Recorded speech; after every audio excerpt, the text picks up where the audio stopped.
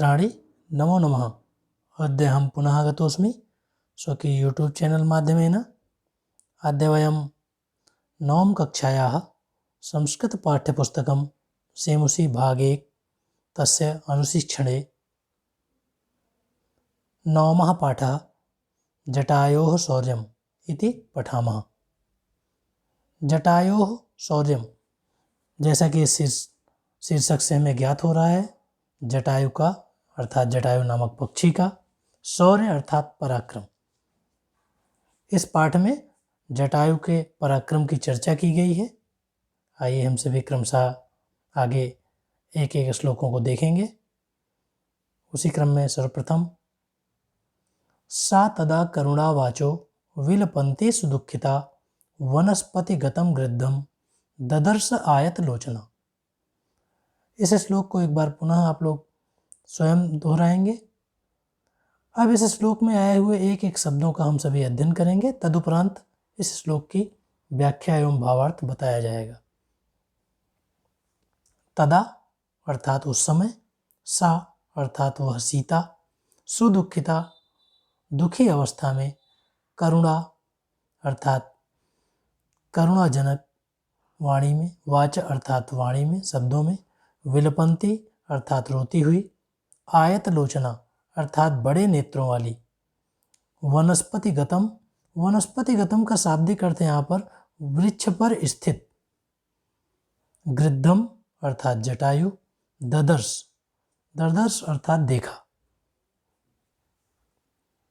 अन्वय के आधार पर हम सभी अर्थ को देखेंगे। सा तदा सुदुःखिता करुणावाचो विलपन्ति आयत लोचना वनस्पतिगतम गृद्धम ददर्श। तदा सा तब उस सीता ने, सुदुःखिता सुदुखित अर्थात अत्यधिक दुखी और करुणापूर्ण वाणी में विलाप करते हुए, उस आयत लोचना अर्थात सीता ने वनस्पतिगतम, वनस्पतिगतम अर्थात वृक्ष पर स्थित गिद्ध को देखा अर्थात गिद्धराज जटायु को देखा। सा तदा करुणावाचः विलपन्ति सुदुःखिता वनस्पतिगतम गृद्धम ददर्श आयत लोचना। इस प्रकार से परिच्छेद के आधार पर हम सभी देखें तो तब उस सीता ने, जो रावण के द्वारा हरण करके ले जाई जा रही थी, उसने करुण वाणी में विलाप करते हुए अत्यंत दुखी होकर के वनस्पति अर्थात वृक्ष पर बैठे हुए उस गिद्ध को देखा। का ददर्श, सा ददर्श अर्थात सीता ने देखा। सा कम ददर्श, उस सीता ने किसे देखा, तो सा गृद्धम ददर्श। सा कीदृशम गृद्धम ददर्श अर्थात उसने, उस सीता ने किस प्रकार के गिद्ध को देखा, तो सा वनस्पतिगतम गृद्धम ददर्श अर्थात उस सीता ने वृक्ष पर बैठे हुए गिद्ध को देखा। इसी प्रकार से कीदृशी सा वनस्पतिगतम गृद्धम ददर्श। तो आयत लोचना, उस सीता के लिए यह विशेषण दिया गया है आयत लोचना अर्थात जिसके बड़े नेत्र हैं, अर्थात बड़े नेत्रों वाली उस सीता ने वृक्ष पर बैठे हुए गिद्ध को देखा। भाव यह है कि उस समय अत्यंत दुखी, करुणापूर्ण वाणी में विलाप करती हुई उस विशाल नेत्रों वाली सीता ने वृक्ष पर बैठे हुए गिद्ध अर्थात जटायु को देखा।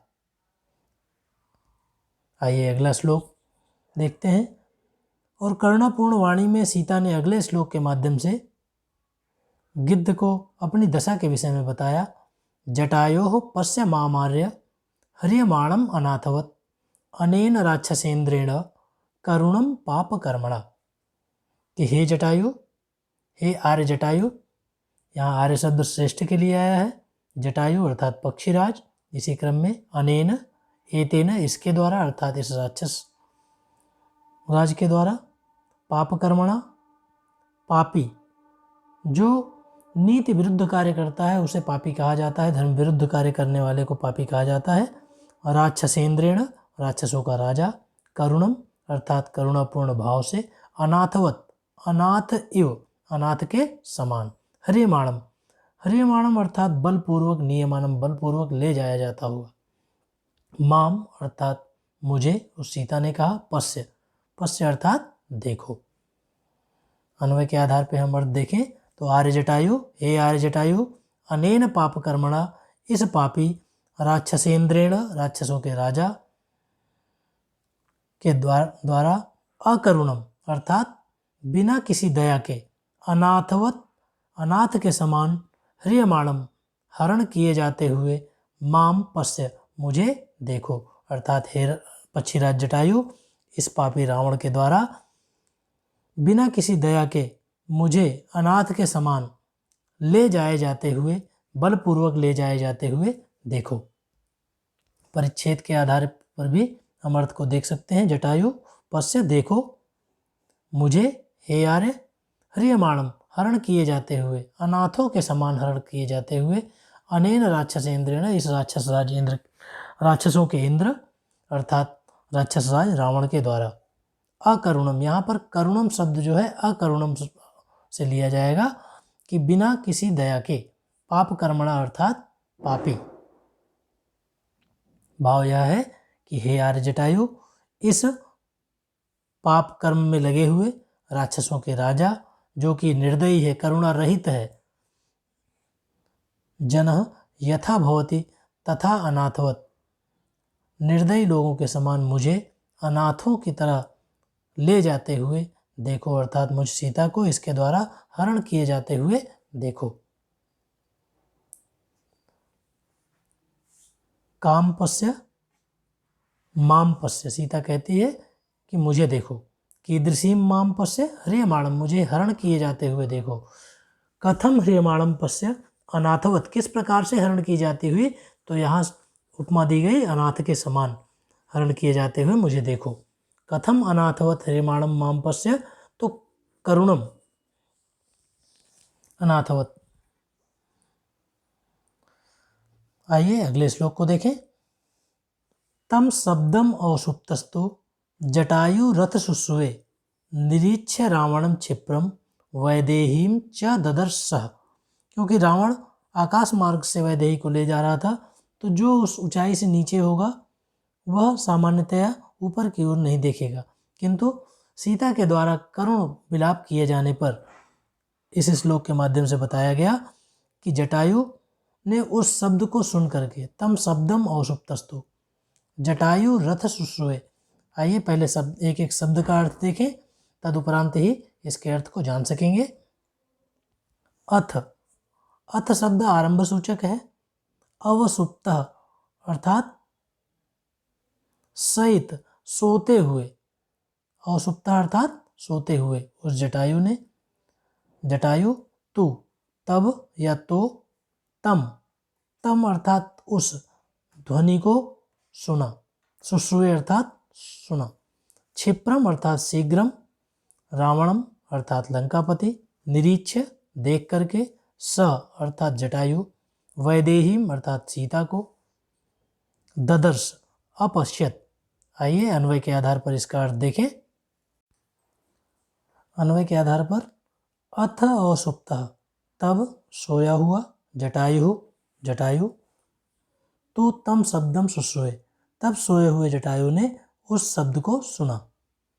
क्षिप्रम निरीक्ष्य रावणम, शीघ्रता से रावण को देखा।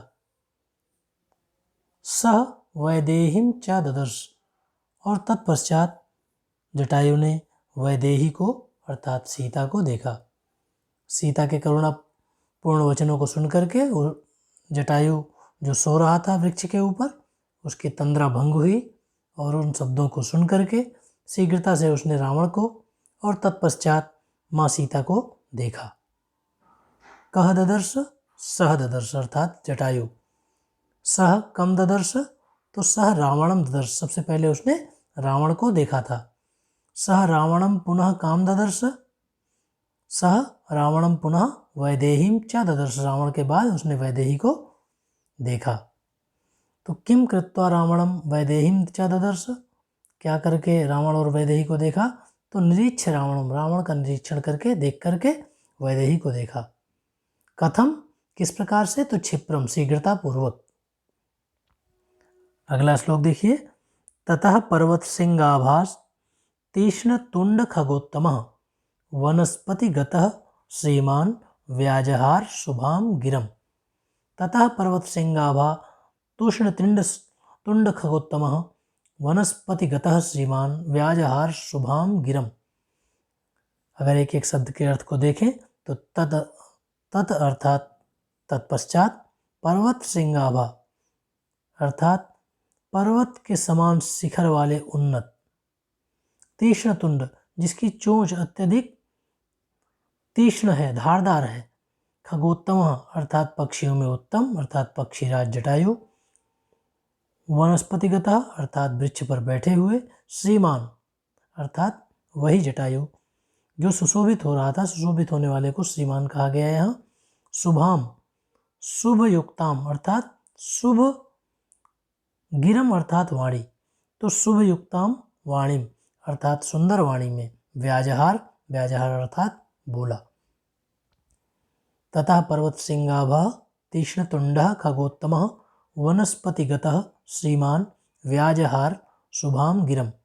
अब इसको हम अन्वय के आधार पर देखें तो तथा पर्वत श्रृंगाभा तब उस पर्वत के समान शोभा वाले, वनस्पतिगतः अर्थात वृक्ष पर बैठे हुए, तीक्ष्ण तुंड जिसकी चोंच अत्यधिक तीक्ष्ण है, ऐसे खगोत्तम अर्थात उस जटायु ने, श्रीमान जटायु ने, शुभाम गिरिम व्याजहार सुंदर वाणी में कहा। भाव यह है कि पर्वत के समान उन्नत वृक्ष पर बैठे हुए उस तीक्ष्ण चोंच वाले पक्षीराज श्रीमान जटायु ने रावण के प्रति शुभ वचन में कहा। और क्या कहा? यदि प्रश्न करें तो कह व्याजहार खगोत्तमः अर्थात जटायु, कीदृशः खगोत्तमः श्रीमान, श्रीमान खगोत्तमः काम व्याजहार किससे बोला? गिरम व्याजहार, कीदृशम गिरम व्याजहार शुभाम गिरम व्याजहार।